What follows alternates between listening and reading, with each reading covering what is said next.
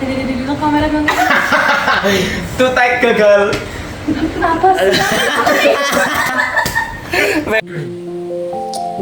Halo semuanya. Kita dari kelompok 2 Mapel Sejarah yang akan menjelaskan tentang sejarah Kerajaan Kediri. Sebelumnya, kenalin, aku Manda. Aku Banok. Saya Farid. Saya Naila. Nah, ini adalah narasumber-narasumber kita yang akan menjelaskan tentang sejarah Kerajaan Kediri. Nah, sebelum aku lanjut tanya-tanya ke mereka tentang sejarah Kerajaan Kediri, aku bakalan jelasin dulu tentang sedikit tentang Kerajaan Kediri. Kerajaan Kediri atau Kerajaan Panjalu adalah sebuah kerajaan yang bercorak Hindu, terdapat di Jawa Timur antara tahun 1042 sampai 1222. Kerajaan ini berpusat di kota Daha yang terletak sekitar kota Kediri saat ini. Kota Daha sudah ada sebelum Kerajaan Kediri berdiri. Daha merupakan singkatan dari Dahanapura yang berarti kota api. Nama ini terdapat dalam prasasti Pamwata yang dikeluarkan oleh Airlangga tahun 1042. Hal ini sesuai dengan berita dalam serat Calon Narang bahwa saat akhir pemerintahan Airlangga, pusat kerajaan sudah tidak lagi berada di Kahuripan, melainkan di Dahan. Selanjutnya bakal dijelasin sama teman-teman aku. Oke?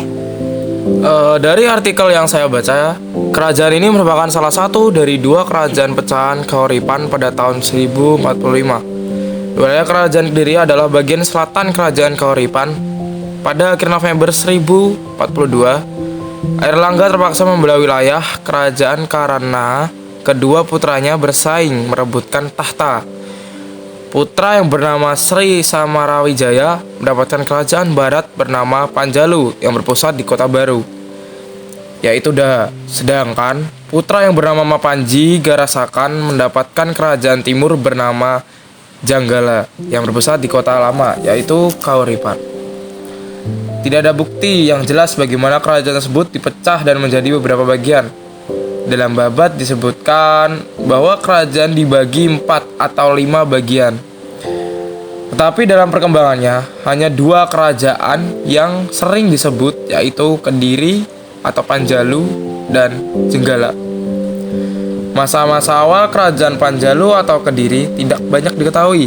Pada prasasti turun yang 2 pada tahun 1044 yang diterbitkan kerajaan Janggala hanya memberitakan adanya perang saudara antara kedua kerajaan sepeninggal Airlangga. Sejarah kerajaan Panjalu mulai diketahui dengan adanya prasasti Sirah Keting tahun 1104 atas nama Sri Jayawarsa.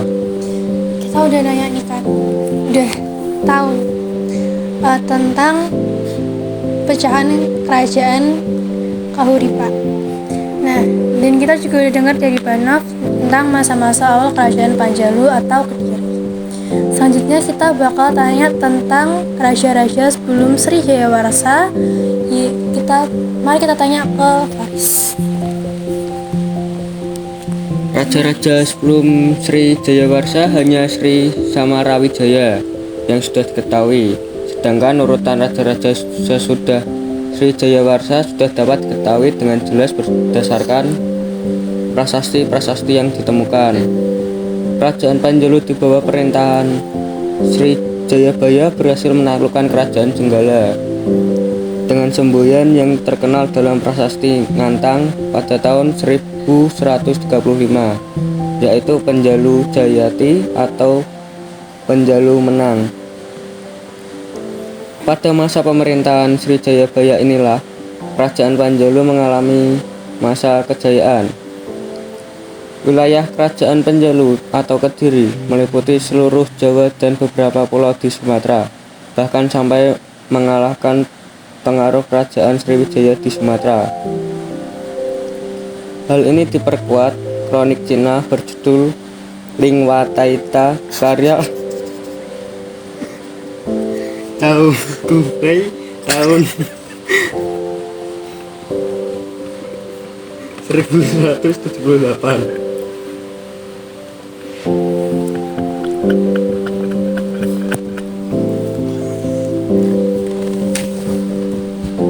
Bahwa pada masa itu negeri paling kaya selain Cina secara pengurusan Maafin ya guys. Ya lanjut. adalah Jawa dan Sumatera. Nah, kita kan udah dengerin penjelasan dari Faris, juga dari Banaf. Sekarang kita bakal nanya tentang runtuhnya kerajaan Panjalu Kediri pada masa pemerintahan Kertajaya. Baik, Syifa. Runtuhnya kerajaan Panjalu Kediri ini runtuh pada masa pemerintahan Kertajaya dan dikisahkan dalam Pararaton dan Nagara Kretagama. Pada tahun 1222, Kertajaya sedang berselisih melawan kaum Brahmana yang kemudian meminta perlindungan pada Ken Arok, Aku Tumapel. Kebetulan Ken Arok juga bercita-cita memerdekakan Tumapel yang merupakan daerah bawahan Kediri. Perang antara Kediri dan Tumapel terjadi dekat desa Genter. Pasukan Ken Arok berhasil menghancurkan pasukan Kertajaya. Dan demikian berakhirlah masa kerajaan Kediri yang sejak saat itu kemudian menjadi bawahan Tumapel dan Singhasari. Kerajaan Kediri adalah Kertajaya. Raja terakhir Kediri adalah Kertajaya pada tahun 1185 sampai 1222.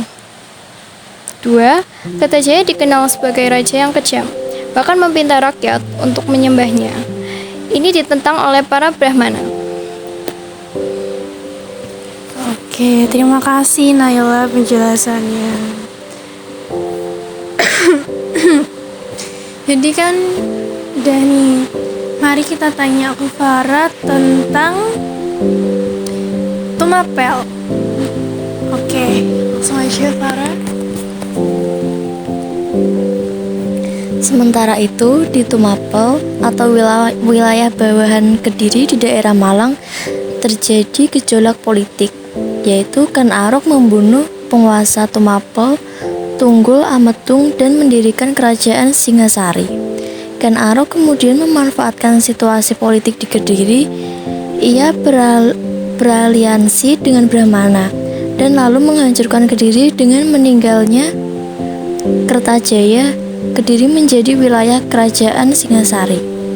Kerajaan Panjalu runtuh tahun 1222 dan menjadi bawahan Singhasari berdasarkan prasasti Mulurung. Diketahui raja-raja Daha zaman Singhasari, yaitu Mahisa Wunga Teleng putra Ken Arok, Guning Baya adik Mahisa Wunga Teleng, Tohjaya kakak Guning Baya, Kertanegara cucu Mahisa Wunga Teleng yang kemudian menjadi Raja Singhasari. Oke, terima kasih para penjelasannya. Maaf guys, aku lagi kurang enak badan, suaranya agak serak. Langsung aja kita tanya penjelasan selanjutnya ke Nabila sebelum aku ngasih pertanyaan-pertanyaan sama teman-teman aku yang sebagai narasumber.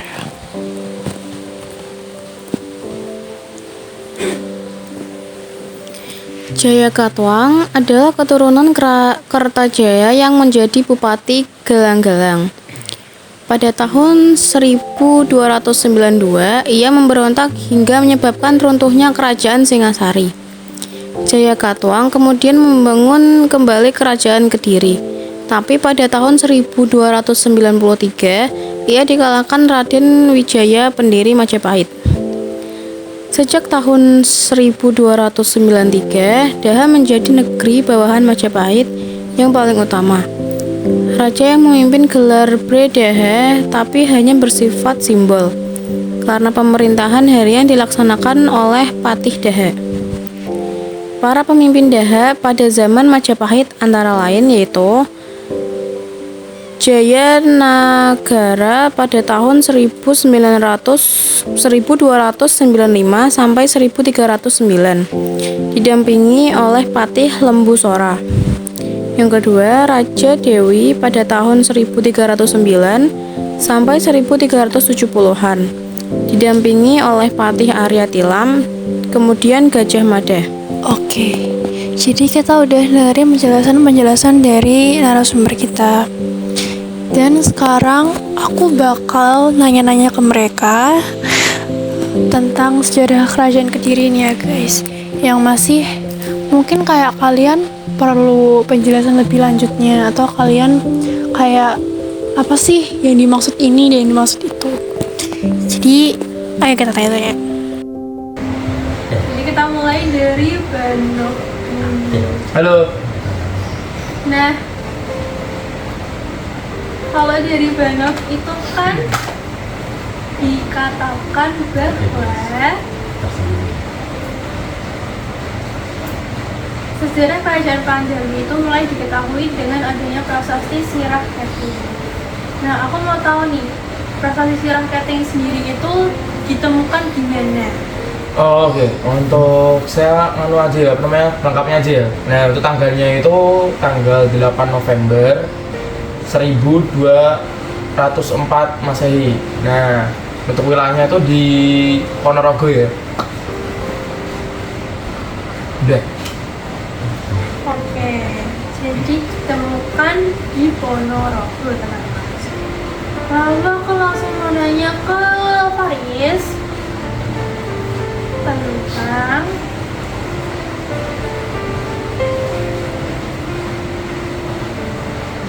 kan raja-raja sebelum Sri Dewarsa hingga Sri Samarawija yang sudah diketahui. Berarti itu ada kemungkinan bahwa sebelum Sri Samarawija itu ada raja-raja yang berkuasa. Ya, ada kemungkinan bahwa ada raja yang berkuasa sebelum Sri Samarawija.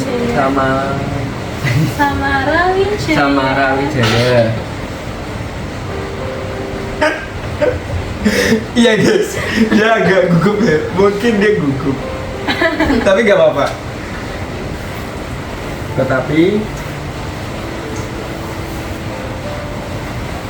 dalam prasasti yang ditemukan hanya Sri Samarawija sebelum Sri Jayawarsa. Udah itu aja. Oke. Udah nih, udah nanya ke Bano, ke Faris, berarti sekarang ke Naila.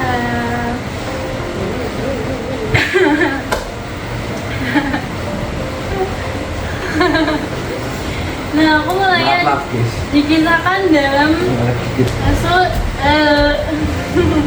udah nanya ke Bano, ke Faris, berarti sekarang gilirannya Naila. Nah, aku mau nanya ke Naila bahwa runtuhnya kerajaan Panjalu Kediri itu dikisahkan dalam Pararaton dan Nagara Kertagama. Pararaton dan Nagara Kertagama itu apa sih? Itu kalau Pararaton itu adalah beberapa kerajaan Sinopali, sedangkan Nagara Kertagama itu beberapa kerajaan Majapahit. Jadi keduanya itu sebenarnya tergolong kitab berharga. Namun sayangnya yang Pararaton itu tidak jelas ceritanya meskipun memuat pertemuan itu, hingga kurang mendapat tempat dari pengalaman. Oke. Jadi itu tergolong kitab berharga ya. Nah, di Tumapel atau wilayah bawahan kecil daerah Malang terjadi gejolak politik. Nah, Ken Arok itu membunuh penguasa Tumapel, Tunggul Amptung, dan mendirikan kerajaan Singasari.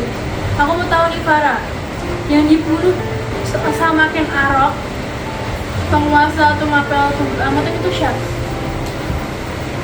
Pengen tahu? Jadi yang Bungkuk bojo dengan Trisakti untuk ganti. Nah, tinggal satu pertanyaan lagi teman-teman. Aku bakal nanya ke Nabila tentang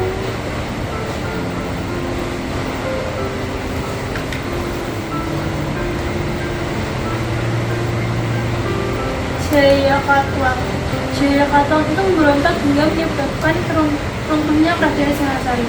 Aku mau tahu nih, kenapa Jaya Katuang itu bisa memberontak menyebabkan runtuh kerajaan Singasari?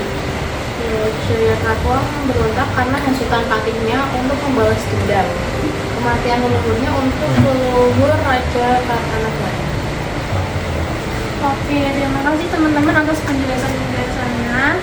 Dan aku berharap bahwa podcast kita ini bisa bermanfaat buat teman-teman semuanya. Yeay.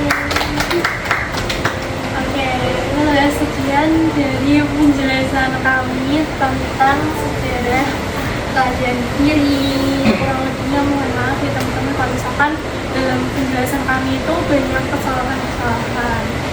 Karena di sini juga kami belajar ya teman-teman. Sekian dari kami, bye-bye. Bye.